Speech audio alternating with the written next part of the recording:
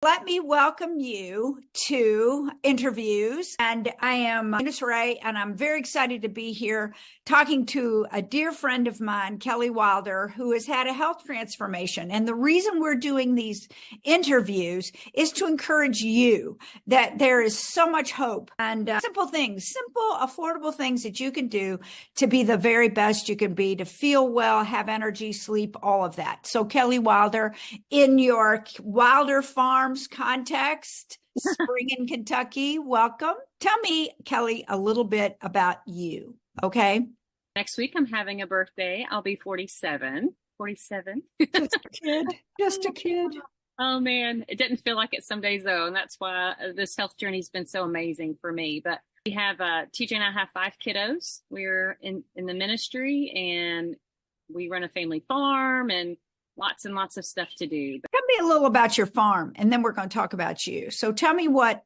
The farm is kind of the end story right now of my health journey, and we'll get into that. But a lot of it's just learning to, you know what, you just got to grow your own food. You got to know what's in it. And so that's part of what we want it to do. We grow only what we like to eat, and we grow enough for our family, and then hopefully to share with others in the community as well, so they know what's in and on their food.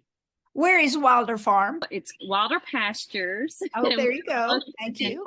North Mercer County in Harrodsburg. People who don't live in Kentucky, I just want you to know that that is one of the garden spots, literally, of Kentucky. It's a beautiful place. It's the home of Fort Herod, where, settlers first came through the Cumberland Gap and stayed. So it's a rich historical area. The fences are made with stone. I mean, it's a gorgeous place. And Kelli, you're right. You do have to know, you finally come, don't you, you have to know, you have to grow your own food.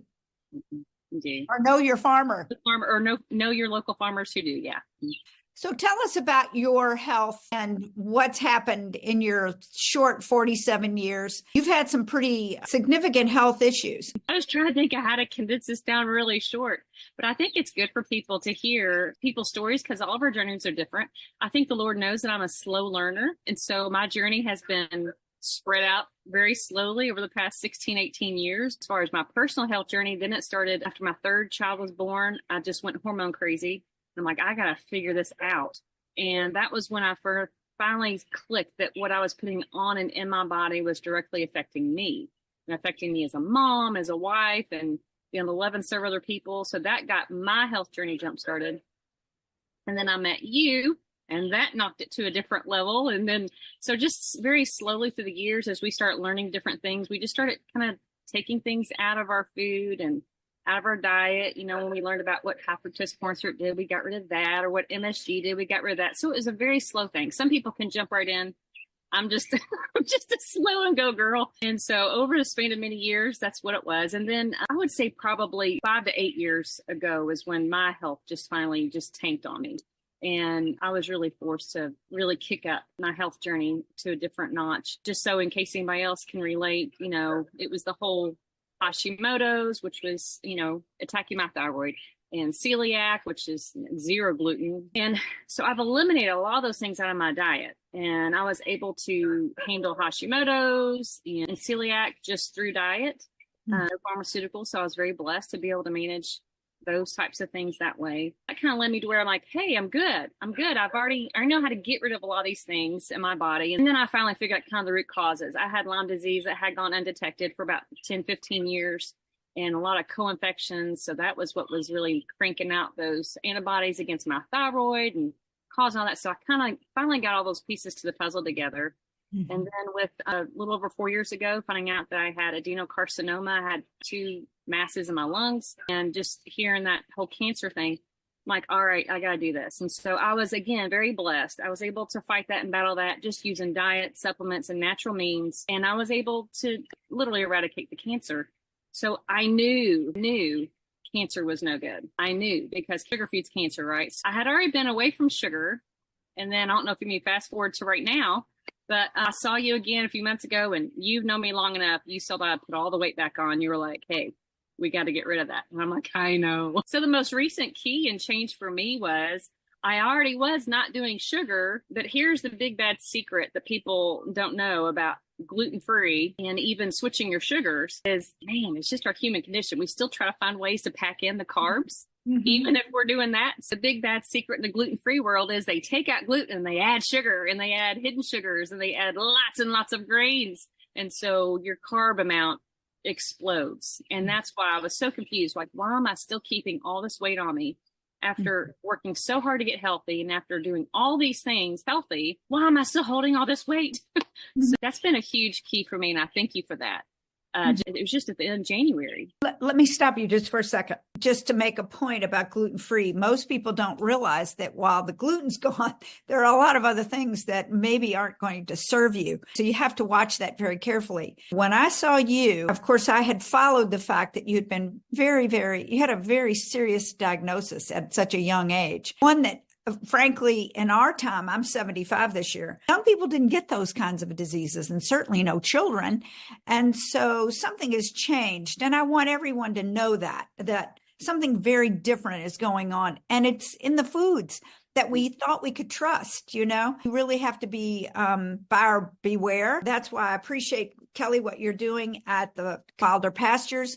It's not only making a way for you, but allowing leadership. And I like talking to leaders. They show people how to find the best things in life or give them opportunity to gain them. And so thank you for Wilder Pastures. I looked at you a few months ago and I said, there are simple things you need to know. No sugar, no grains, and nothing after dinner for 12 hours. It's such a simple rule of thumb. And so difficult in the beginning to wrap your head around it. Was that hard for you? In my mind, I had already given up the sugars. But here's the tricky part. So a lot of people, in case people are like me, like, oh, I'm already eating healthy. I didn't realize how many carbs I was still getting. And so for me, like hearing no grains, because I've been on this health journey so long, I feel like I'm like, really one more thing to give up? I'll just let you know where I was health-wise. Like, I have this farm I'm wanting to do, right? For about a year, I hadn't been able to hardly move. My hips were not working. I was hurting. I had such massive joint pain. And I remember at the end of the fall last year thinking, Lord, how am I going to work and how am I going to do the farm? Like, I'm not going to be able to do it. I can't put any more on my husband. He has enough. There's things I got to do. And what am I going to do? I have to lose weight. And it's like, nope, it was not moving. It was not budging. And so I already knew. The Lord already had me prepared. I was like, oh, I know. As soon as I saw you, I'm like, oh, Eunice is going to get me. And she's so right. Sometimes friends need that. Friends need someone else to say, hey, you know what to be doing. You need to do it. And that really was the jump I needed. So I jumped right in with the fasting thing. I already had that borderline sugar diagnosis, and I had already reversed that. So I knew it worked, but I just need to do it. And that just a message out there for people. I get it. Like, when you don't feel good, you don't feel good. It's hard to make yourself want to change. You don't have the energy, but you have to do it. I mean, just do it. If nothing, for just the first week, just make yourself do it. And then that will clear your mind enough, and it'll give you the momentum to keep going. But the fasting, I probably eat within a window of like 6 to 8 hours during the day. That's just where I'm at. And it might be my age, I don't know, but I'm not hungry. I mean, it's just, I'm not. So that has really helped a lot. And just watching the carbs. And again, I just say that in case there's somebody who says, I don't eat sugar. Well, I didn't eat sugar either, but oh man, I was getting the carbs somehow. So just watching and realizing how much I was actually eating a day and really pulling that back has made a huge difference. So for me, where I was at, it was just cutting the carbs and doing the fasting. And that has made a huge difference. Within, I say 4 weeks, I hadn't been able to put my left leg, I hadn't been able to put my sock on for like a year. I'm totally fine now. I can actually, yes. And it was like, I mean, I seriously was in tears one day. I'm like, oh, I'm going to be able to work on the farm this year. I'm so excited, because that means a lot to me. That's just not feeding my family. That's feeding other people too, and my kids, my youngest 3 are daughters. They're still at home, and they are just watching me going, wow, Mom. Yeah, we probably need to do that too. And it's helped encourage them just by example. Really watch what you're eating. Even though we were eating healthy, we already don't eat gluten, we already don't eat this, don't eat that. But what are you eating? Like, are you really fueling your body for what it needs? Nutritionally dense foods. And I listened to a podcast with Dr. Lustig, who is a pediatrician and who knows that sugars are very, very serious in the diet. And he said, eating that way, even for 10 years, not paying attention, because the sugars have changed. That's what most people don't understand. Well, it's just candy. Well, it's high fructose corn syrup. And that fructose corn syrup is digested and metabolized in the liver, which is a different thing. When we were kids, sure, we ate candy, but it was cane sugar, mother baked with cane sugar. And now the sugars are different. It's cheaper. The government subsidizes corn syrup. And that is the issue for the children today, because there's so many now who have fatty liver, non-alcoholic fatty liver disease. You need a liver like you need a heart. Okay. You got to engage your brain to understand that no one's watching this. And as a matter of fact, you are right. And you are brilliant for doing this, Wilder Pastures, and you're making the changes that need to be made. So since January, what's happened with this new regime, these new added efforts, you have seen what happened. You're able to move. Yeah, and this is with, supposedly I shouldn't be able to lose weight because my thyroid and things, but 18 pounds down the first 9 weeks, and sleeping better. And mostly the biggest thing is just the joint and being able to move. And what's weird about the weight loss, because in the past I have lost weight before, but this was really weird, Eunice. It was like I literally lost weight all over my body. Like I can't even explain it. It was like there was like a 1/2-inch layer over my entire body. I mean, ankle to head, and it just like shed. So I could feel it in my legs. I could feel it everywhere. So I don't know what was so different about this one, but it was weird. Like I could feel it all over. It was like shedding a whole layer just off. And I don't know, there might be some women that relate to this, but I had gotten to a weight to where when I looked in the mirror, that wasn't who I was. I felt like I was in somebody else's body. And that sounds silly, but just with what little weight I've lost, I'm like, okay, I'm back in my body now. I now feel like, okay, that's who I am. I don't feel like I'm in somebody else's body. I know it sounds really weird, but I feel like I'm more back to myself now. I do want to mention one thing though about the sugars, and this is just so important for people to get. Anytime you're trying to get rid of pathogens in your body, right? Mutated cells, which is cancer or viruses, whatever. 1/8 of a teaspoon of sugar doubles those cells. So if you think, well, it's just a little bit, it's really not. So if you're doing all this hard work to try to get rid of disease in your body and you have just a little, you're really shooting yourself in the foot and you're going to get discouraged. And the other thing too, it's not just the sugar or cane sugar, it's literally how we process it in America. I can go to, say, Italy, eat sugar there, does nothing, it's fine. I eat, of course, it packs on the carbs. So there is the carb thing. But as far as disease, it doesn't double my disease. But that same sugar, when they bring it to America and they process it here, it's processed in such a way our body can't handle it. And it actually harms our body.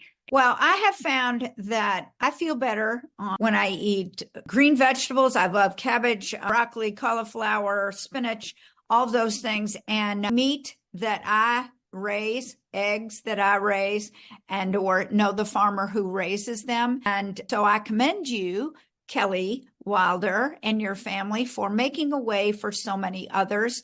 And I'm so grateful that I saw you and that you listened to this old bag tell you, about things. And, I do the funeral circuit now. The baby showers are over. Very few weddings. It's granddaughters that are marrying. And now I'm going to the funerals, and there's so many that have died with such difficulty. We all have to go, obviously, but I will tell you, I go and I think, gee, I could have helped that person. I could have said something. And because we were fearfully and wonderfully made. We are fearfully and wonderfully made. We're built to go the distance. Old age is not what we think. Disease in our body that we think is age often isn't. It's the fact that we're not eating properly, not exercising. It's the simple things that God told us to do. And it makes for us being able to go and go and go. So thank you, Kelli Wilder. And I will put this up on our little, fasting is free. Don't ever forget that. Yes. Fasting is free, like all good gifts from God are. So anyway, I love you. Thank you for talking to me. Welcome. Thank you. I love you. I love you too. Bye.